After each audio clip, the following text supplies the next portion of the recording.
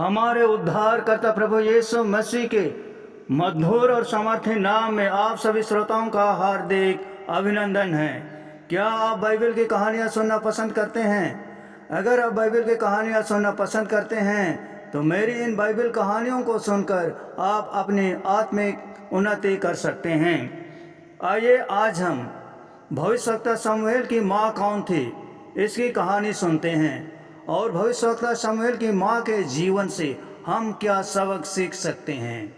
हम बाइबल में हन्ना को भविष्यवक्ता शमूएल की माँ के रूप में जानते हैं, जो एफ्राइम प्रदेश के रहने वाले एल्काना नाम के एक व्यक्ति की दो पत्नियों में से एक थी। वह निसंतान थी। हन्ना को हम उसके दुख के लिए जानते हैं। यह एक बेटे की चाहत रखती थी क्योंकि वह निसंतान थी। हम उसे उसकी वफादारी के लिए भी जानते हैं। हन्ना ने कभी उम्मीद नहीं छोड़ी कि परमेश्वर उसकी प्रार्थना सुनेगा। हम उसे उसके त्याग के लिए भी जानते हैं। उसने अपने बच्चे शमूएल को प्रभु को समर्पित किया और उसे मंदिर में छोड़ दिया ताकि वह अपने जीवन भर परमेश्वर की सेवा कर सके। हन्ना को भविष्यवक्ता शमूएल के माँ होने के लिए सबसे अधिक जाना जाता है, जो मंदिर में सेवा करता था, एक भविष्यवक्ता के रूप में बोलता था और वह इस्राएल का अंतिम न्यायाधीश था। इब्रानी भाषा में हन्ना के नाम का अर्थ है अनुग्रह, जिसका अर्थ दया या अनुग्रह है, जो उचित है क्योंकि परमेश्वर ने उसे दया और अनुग्रह दिखाया। जब उसने उसके बेटे शमूएल का उपहार दिया, हन्ना एक धर्मी महिला थी जो अपने पूरे जीवन में कष्ट के कठिन समय और आशीर्वाद के भरपूर समय दोनों के दौरान ईश्वर के प्रति वफादार रही। हन्ना की कहानी प्रथम शमूएल की पुस्तक में दर्ज है। वह एफ्राइम के पहाड़ी देश में अपने पति एल्काना के साथ रहती थी।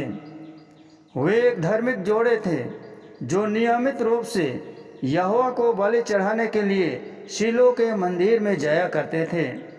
हन्ना निसंतान थी।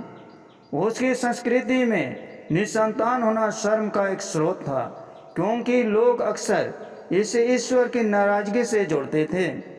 एल्काना की दूसरी पत्नी पनीना के कई बच्चे थे, इसलिए वह हन्ना को तब तक ताना मारती थी जब तक कि वह क्रोधित होकर खाना पीना छोड़ ना दे। तब एल्काना उसे सांत्वना देता था कि हन्ना, तुम खाना क्यों नहीं खाती हो? क्या मैं तुम्हारे लिए 10 बच्चों से अधिक नहीं हूँ? क्योंकि एल्काना के लिए हन्ना का निसंतान होना कोई मायने नहीं रखता था। वह उसे बहुत प्यार करता था। इन सभी कारणों से हन्ना पवित्र शास्त्र में सबसे अधिक पहचानी जाने वाली महिलाओं में से एक है।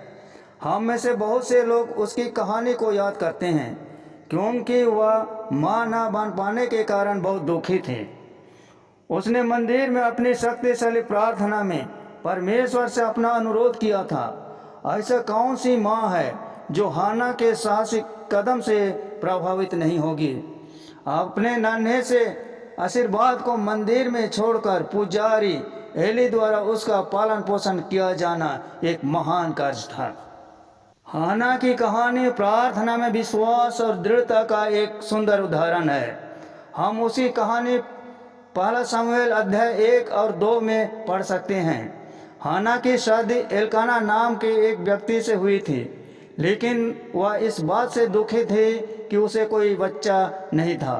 इससे भी बदतर बात यह थी कि एल्काना की दूसरी पत्नी पनीना, जिसके बच्चे थे, उससे बेरहमी से ताना मारती थी। एक दिन हन्ना मंदिर में गई और परमेश्वर के सामने अपने दिल की बात कह डाली। वह बहुत दुखी थी और उसने इतनी लगन से प्रार्थना की कि पुजारी एली को लगा कि वह नशे में है। उसने परमेश्वर से वादा किया कि अगर वह उसे एक बेटा देगा तो वह उसे उसके जीवन भर प्रभु को समर्पित कर देगी। परमेश्वर ने हन्ना की प्रार्थना सुनी और उसने शमूएल नाम के एक बेटे को जन्म दिया। अपने वचन के अनुसार शमूएल का दूध छुड़ाने के बाद वह उसे एली के मार्गदर्शन में प्रभु की सेवा करने के लिए मंदिर में ले आई। शमूएल बड़ा होकर एक भविष्यवक्ता बना और हाना की वफादारी को पुरस्कृत किया गया। हाना की कहानी यही समाप्त नहीं होती है। धन्यवाद की एक खूबसूरत प्रार्थना में वह परमेश्वर की भलाई और शक्ति के लिए उसकी स्तुति करती है, जो पहला शमूएल अध्याय 2 1 से 10 में दर्ज है। इसके अलावा परमेश्वर ने शमूएल के बाद हन्ना को और भी कई बच्चों का आशीर्वाद दिया। हन्ना की कहानी हमें लगातार प्रार्थना करने और परमेश्वर के समय और विश्वास पर भरोसा करने की शक्ति के बारे में सिखाती है। उसके जीवन में ऐसे महत्वपूर्ण क्षण थे जो उल्लेखनीय है, लेकिन उसके बारे में कुछ अन्य तथ्य है जिन्हें हम अक्सर अनदेखा कर देते हैं। आइए आज हम बाइबल में हाना के बारे में कुछ महत्वपूर्ण बातों को सीखेंगे। पहली बात, हाना जानते थे कि शालीनता से जवाब कैसे देना है या बिल्कुल भी जवाब नहीं देना है। हाना ने अपने शब्दों में बेजोड़ संयम दिखाया। वह न केवल सही बातें कहना जानते थे, बल्कि यह भी जानते थे कि सब कुछ नहीं कहना है। सालों तक एल्काना की दूसरी पत्नी पनीना ने हाना का उसके बचपन के लिए मजाक उड़ाया। फिर भी अपने उत्पीड़न को जवाब देने के बजाय उसने अपना मुंह बंद रखा। एक बार जब वे सपरिवार आराधना करने के लिए शीलो में आए तो हाना उपवास से तंग आ चुकी थी, लेकिन उसने पनीना पर हमला नहीं किया। वह जानते थे कि कुछ करने का समय आ गया है। वह खाने की मेज से उठकर वह सीधे परमेश्वर के मंदिर में विनती करने के लिए चली गई। उसके चरित्र की परीक्षा तब हुई जब एली याजक ने उस पर नशे में होने का आरोप लगाया, और एक बार फिर हाना ने अपने शब्दों के द्वारा अनुग्रह और विनम्रता का प्रदर्शन किया। उसने विनम्रता से एली याजक से कहा, अपनी दासी को निकम्मी स्त्री न समझ, क्योंकि मैं तो अपनी बड़ी चिंता और क्रोध के कारण बोल रही हूँ। इस प्रकार खुद की एली की दासी बताकर उसने उसके अधिकार की स्थिति को स्वीकार किया, जबकि वह उसे आसानी से जवाब दे सकती थी। उसने उचित सम्मान दिखाना चुना। दूसरी बात, याजक एली ने एक से अधिक बार परमेश्वर से हाना को संतान का आशीर्वाद देने के लिए प्रार्थना की। जब हाना ने एली को अपनी सच्चाई बताई तो उसका दिल नरम पड़ गया। फिर उसने उसे भरोसा दिलाया कि परमेश्वर उसे बेटे के लिए की गई प्रार्थना का जवाब देने के लिए तैयार है। यह पहली बार था जब एली हाना की ओर से परमेश्वर के पास गया था। एली सही था, परमेश्वर ने उसकी प्रार्थना का उत्तर दिया, लेकिन कहानी यहाँ समाप्त नहीं हुई।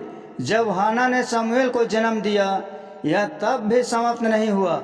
जब वो उसे मंदिर में ले गई, हर साल एली ने एल्काना और हाना को उसके बलिदान के लिए और बच्चे होने का आशीर्वाद दिया। घर लौटने से पहले एली ने एल्काना और उसकी पत्नी को शमूएल के जगह पर और बच्चे होने का आशीर्वाद दिया। तीसरी बात, शमूएल के बाद हाना के 5 और बच्चे हुए। परमेश्वर ने सिर्फ एली के आशीर्वाद को पहली बार ही स्वीकार नहीं किया, बल्कि परमेश्वर ने हाना के लिए प्रार्थनाओं का उत्तर देना जारी रखा। उसके 3 और बेटे और 2 बेटियां हुई, जबकि शमूएल प्रभु की उपस्थिति में बड़ा हुआ। हाना ने अपने बच्चों के लिए बहुत प्रार्थना की, इससे पहले और बाद में जब परमेश्वर ने उसे आशीर्वाद दिया। चौथी बात, बाइबल के इतिहास में हाना चौथी महिला थी जो बचपन से पीड़ित थी। हाना से पहले 3 अन्य महिलाओं ने गर्भधारण न कर पाने की निराशा को झेला था। सारा पहले थी, उसके बाद रिबका और फिर राहेल। हालांकि हाना ने अटूट विश्वास के साथ परमेश्वर के वादे को स्वीकार किया, बाकी तीनों ने ऐसा नहीं किया। सारा स्वर्गदूत की इस घोषणा पर हंसी कि परमेश्वर उसे एक बच्चा देगा, रिबिका ने सवाल किया, अगर सब कुछ ठीक है तो मैं ऐसी क्यों हूँ? जब उसके जुड़वे बच्चे गर्भ में संघर्ष कर रहे थे, राहेल ने अपने पति को जिम्मेदारी दी, लेकिन हन्ना ने बिना किसी संदेह का या चिंता के परमेश्वर पर भरोसा किया। प्रभु के प्रति उसका श्रद्धापूर्ण भय उसके ईश्वरीय चरित्र का एक और गुण था। हन्ना की प्रार्थना में आने वाले मसीहा यीशु के जन्म की भविष्यवाणी की गई थी। हन्ना की प्रसिद्ध प्रार्थना, जिसे अक्सर हन्ना का गीत कहा जाता है, परमेश्वर के प्रति धन्यवाद और स्तुति की एक सुंदर प्रार्थना है, जो पहला शमूएल अध्याय 2:1-10 में दर्ज की गई है। जैसे ही हन्ना ने शमूएल को वापस प्रभु को समर्पित किया, उसने अपनी प्रतिबद्धता पूरी की। एक माँ के रूप में उसके लिए यह कितना कठिन रहा होगा। उसने उसकी संप्रभुता के लिए उसे धन्यवाद दिया और उसकी प्रार्थना के अंत में हम सभी मानव जाति के लिए उद्धार के लिए परमेश्वर की योजना का प्रमाण पाते हैं। हन्ना के जीवन के विवरण हमें एक व्यक्ति के रूप में उसके बारे में बहुत कुछ बताते हैं। वास्तविक विनम्रता और भावुकता, इन विवरणों को देखकर हम उसकी कठिनाइयों को समझ सकते हैं और उसकी जीत में आनंदित हो सकते हैं, और शायद हम अपने जीवन के बारे में कुछ सीख सकते हैं। दोस्तों, हन्ना के जीवन की ये कहानी आप सबों को कैसी लगी? अच्छी लगी तो इस वीडियो को अधिक से अधिक शेयर करें, लाइक करें और चैनल को सब्सक्राइब जरूर कर दें। धन्यवाद।